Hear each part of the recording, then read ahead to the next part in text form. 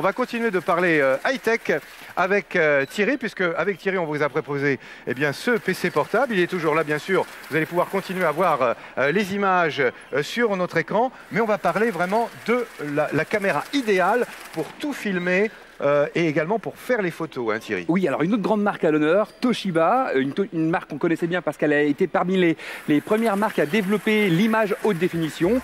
Et aujourd'hui, la grande prouesse technologique, vous le voyez, sur ce tout petit format caméscope au format pocket, vous allez pouvoir bénéficier d'une résolution Full HD, c'est-à-dire une qualité d'image qui est 5 fois supérieure à une image standard de télévision pour ensuite bénéficier de tous ces films sur un grand écran avec la résolution des films HD. Au niveau utilisation, il faut garder dans l'esprit que c'est un produit qui est très simple à utiliser. En fait, le simple fait de manipuler l'écran va mettre sous tension l'appareil. Donc on bouge l'écran, on le pivote, l'écran pivote à 45 degrés dans toutes les positions. Vous allez donc allumer l'appareil et là sur l'arrière, un bouton pour prendre les photos, un bouton pour prendre les vidéos, c'est tout ce qu'il y a à faire. On a ensuite accès au menu pour pouvoir choisir ce qu'on a envie de visualiser. Donc si par exemple j'ai envie de visualiser les photos, je vais sur l'onglet photos. Là je vois toutes les photos que j'ai prises à l'intérieur. Je peux même lancer un petit diaporama en automatique en appuyant sur la touche qui est dédiée à ça. Vous voyez que le menu est écrit en français et ça se fait de manière complètement automatique. Il n'y a rien à faire. Oui, la surprise partie de Thierry, notre spécialiste high-tech aujourd'hui, avec sa super platine et ses vinyles d'enfer. Salut Thierry. Oui, j'ai pu ressortir du placard, du grenier, tous les vieux vinyles qu'on écoutait tous quand on était jeune, grâce à notre platine USB rétro. Ça c'est quand même vraiment sympa, parce que c'est vrai qu'on a un peu tendance à oublier ces vieux vinyles, ils ne ressortent pas forcément en CD, et donc du coup on les écoute plus. Et voilà, et puis surtout on a envie on va pouvoir les ressortir du placard, de les écouter aussi dans nos baladeurs. Alors c'est vrai que c'est un petit peu contraignant, il faut passer par un ordinateur, il faut encore avoir une vieille platine vinyle pour pouvoir les enregistrer et c'est pas toujours idéal. Alors, avec la platine qu'on a là, on va pouvoir écouter évidemment tous ces vinyles, 33 tours, 45 tours, mais si j'ai envie effectivement de les conserver sur une clé USB, c'est facile. Alors, sur une clé USB ou sur n'importe quel autre support en fait qui utilise le port USB ou la carte mémoire. L'idée c'est que sur la face avant de notre chaîne, on a ici un petit port USB, on met tout simplement la clé ou notre baladeur en face avant et j'appuie avec la télécommande sur la touche enregistrement et directement d'une simple touche, le vinyle s'enregistre en MP3 directement sur la clé USB. Ah bah ça c'est bien ça, parce que je pourrais effectivement ensuite le transférer sur mon ordinateur, en faire des copies de CD audio. Voilà, je peux donc le transférer sur mon baladeur MP3, sur n'importe quel type de baladeur. Si le baladeur utilise des cartes mémoire, aucun problème. On a même pensé à mettre un lecteur de carte mémoire intégré à l'intérieur. Et on peut enregistrer sur la carte mémoire Et également. on peut enregistrer sur la carte mémoire. Et moi je trouve ça vachement sympa par exemple pour des soirées, de revenir un petit peu à ce genre de platine vinyle. D'autant que si on a envie, on peut également écouter ces CD audio. Donc pour une animation, ça c'est également très agréable. Voilà, on peut tout enregistrer et tout lire en même temps. Et en plus c'est super original. Vous avez la boule à facettes, vous avez notre platine USB pour écouter vos vieux vinyles et les enregistrer. Et c'est parti pour le disco. Ouais. Son of a Gun, c'est le titre du dernier single de Janet Jackson. 4 mois après sa sortie, 2 singles extraits, All For You, Someone to Call My Lover cet été, 2 singles qui ont cartonné. Son dernier album All For You, du même nom, s'est déjà vendu à plus de 5 millions de copies dans le monde, soit 200 000 rien que pour la France. Les récents événements aux États-Unis vont nous priver malheureusement dans l'immédiat de sa dernière tournée en Europe, mais heureusement, pour s'excuser, Janet nous a concocté un clip digne de ce nom où elle retrouve son amie Missy Elliott pour une chanson originalement interprétée avec Carly Simon. Pour vous et en exclu, Son of a Gun. 4, 3, 2, 1. Janet Carter.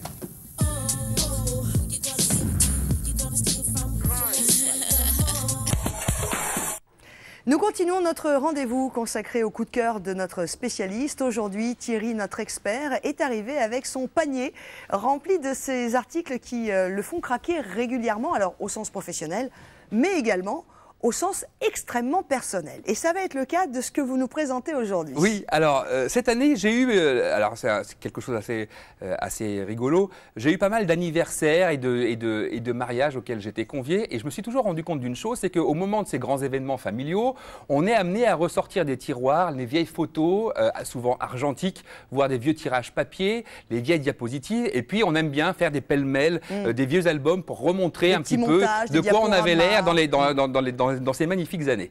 Le seul gros problème qu'on a, c'est que souvent les photos sont détériorées.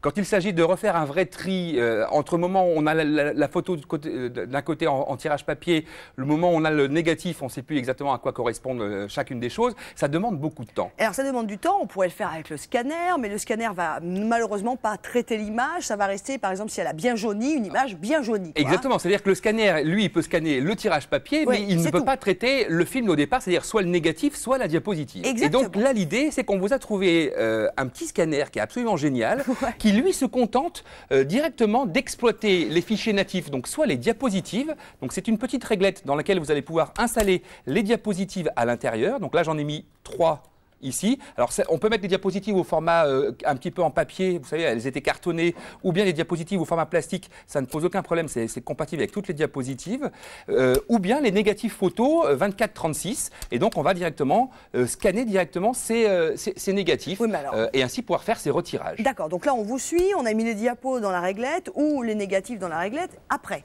Ensuite, on a ce petit scanner qui est donc cette petite boîte qui se trouve devant nous. Dans le scanner, vous avez donc, vous allez pouvoir insérer la réglette. Vous avez une petite flèche qui vous indique le sens. Donc vous mettez la réglette à l'intérieur. Vous reliez votre scanner par le biais du cordon USB à l'ordinateur. Et ensuite, vous installez dans le logiciel qui vous est fourni cette petite application qui va vous permettre en fait de traiter directement vos photos. Et vous allez voir comment ça fonctionne. Alors, tout se passe maintenant sur l'écran pour pouvoir comprendre la suite et le fonctionnement de l'appareil. Vous allez voir, c'est assez simple. On va donc pouvoir scanner tous ces négatifs, toutes ces diapositives sans aucun problème au niveau de la résolution. Je vais attendre que la caméra vienne bien sur l'écran. On va ensuite donc avoir une excellente résolution étant donné que le scanner de départ va être de 5 millions de pixels. Donc vos tirages peuvent aller jusqu'à l'impression sur format A4 sans aucune déperdition et sans aucune pixelisation au niveau des couleurs. Même des photos d'il y a 30 ans. Même des photos d'il y a 30 ans, ce qui est quand même génial. Une fois que vous avez lancé l'application, qu'est-ce qui se passe? Donc le scanner va apparaître sur votre bureau et on va se rendre compte que pour des négatifs, les images vont apparaître également en négatif sur l'écran. Ce qui paraît logique. Ce qui paraît logique. Donc on va au fur et à mesure faire apparaître chacune des images. On va ensuite appuyer sur le clic pour pouvoir digitaliser. On avance la réglette et au fur et à mesure, on va remplir, vous voyez, la petite pellicule ici qui est une sorte de jauge dans laquelle sont stockées toutes les photos que l'on va scanner. Donc on fait l'acquisition de toutes ces photos, voilà, on remplit au fur et à mesure la petite barre des photos. Et une fois que les photos... c'est très simple. Voilà, à chaque fois c'est un clic, un clic, un clic. C'est tout ce qu'il y a à faire.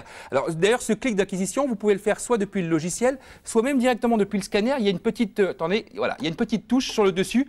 Par chaque pression sur le scanner, vous faites à chaque fois la capture. Une fois que la photo a été faite, vous allez pouvoir en fait choisir la photo que vous avez envie de traiter. Par exemple, j'ai choisi cette photo. Donc j'appuie sur la touche acquisition et là, comme il s'agissait en fait de négatif, je vais passer par une phase de transfert qui va me transformer le négatif en positif.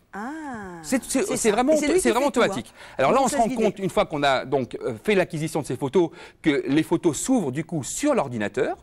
Et une fois qu'elles sont ouvertes sur l'ordinateur, je vais pouvoir ensuite les modifier parce que les négatifs, eux aussi, sont souvent un petit peu passés au niveau des couleurs, voire les couleurs sont un petit peu délavées, ou bien j'ai par exemple des problèmes de yeux rouges sur les flashs, pour les photos prises au flash. Donc je continue avec la sélection des photos que je vais pouvoir par exemple traiter. J'ai pris par exemple sur les 3 photos que j'ai scannées, celle du milieu. Quand j'ai acquis la photo, alors voilà la photo telle qu'elle apparaît. C'est vous? Oui, c'est moi. Avec Janet Jackson. Mais oui. Donc je fais l'acquisition de la photo telle qu'elle apparaît sur l'ordinateur. Et là, vous voyez, j'ai tout un tas de corrections possibles sur le côté. Contraste, luminosité, saturation et teinte. En touchant en fait ces petits curseurs, je vais améliorer considérablement la qualité de la colorimétrie. Par exemple, ici, la lumière. Ici, les couleurs. Vous voyez, j'ai remis un petit peu de couleur. Là, je vais, par exemple, on se rend compte que la photo a été prise au flash. J'avais, en grossissant la photo, j'avais des yeux rouges. Et vous aviez donc je vais... c'était en 94 ou 95. Donc là, je vais, hop, vous voyez, d'un simple clic, supprimer les yeux rouges. Vous avez vu, avant, il y avait les yeux rouges. Je la remontre. Ici, je supprime les yeux rouges. Voilà. Et donc, je corrige vraiment de manière très simple la photo et je fais ensuite mon tirage. La photo, la voilà telle qu'elle est sortie sur mon ordinateur. Je l'imprime et regardez le résultat. Vous avez le résultat final.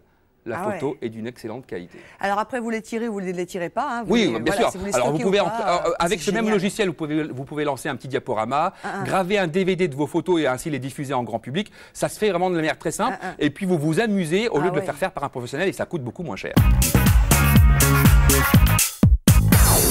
Alors, appareil photo, également, on va pouvoir réaliser des vidéos. Alors des petites vidéos, moi j'en ai réalisé une tout à l'heure avec notre ange Laura Oui. en début d'émission. On la voit ici, la vidéo je l'ai transférée directement sur l'ordinateur, j'aurais pu aussi la regarder sur mon téléviseur. Alors, c'est important quand même de préciser que l'ange Laura ne boit que de l'eau, hein, parce que ça pourrait paraître parfois un petit peu bizarre. Voilà, exactement. La vidéo est parfaitement fluide, on est ici sur du 30 images par seconde. La norme de compression est idéale parce que si on a envie par la suite d'envoyer cette vidéo sur Internet, on peut le faire en toute simplicité. Paul Hartnell, Phil Hartnell, deux frères anglais qui peut-être ne vous disent pas grand-chose et pour autant ils sont derrière un des groupes phares du milieu de la musique électronique, à savoir Orbital.